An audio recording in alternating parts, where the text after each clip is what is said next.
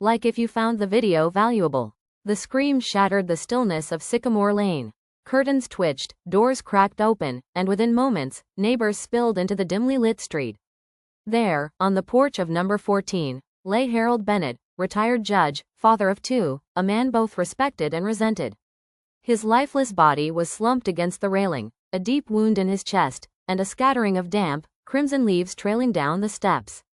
Detective Claire Rowan arrived within 20 minutes.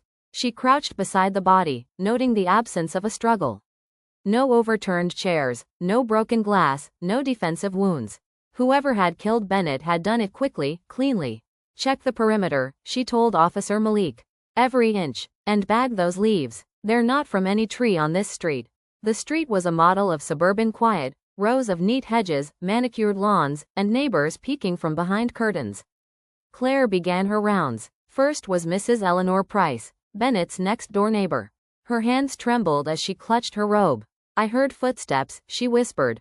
2 sets. But one, it sounded like it came from inside my house. I locked my door right after. The gardener, Luis Ortega, claimed he'd been pruning hedges 3 houses down. About an hour before the scream, I saw a shadow move along the hedge line toward Bennett's place. Tall, broad shoulders, no face I could see.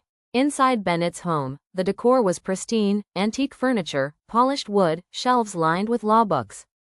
On his desk, Claire found an old case file marked confidential. The name on it, Victor Hensley.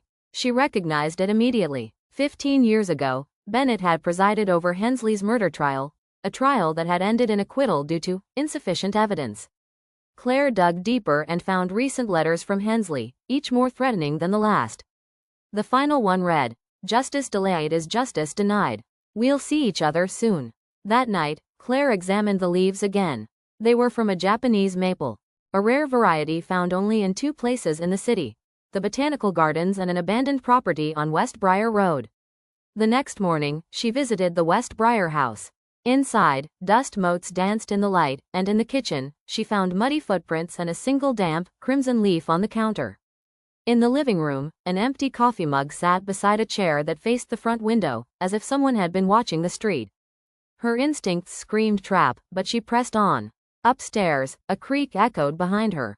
She spun around to see a tall man with broad shoulders, Victor Hensley. "You finally found me," he said, smiling. Claire reached for her weapon, but Hensley raised his hands. "I didn't kill Bennett," he said. "But I wanted to. Someone beat me to it." "Then why stalk his street?"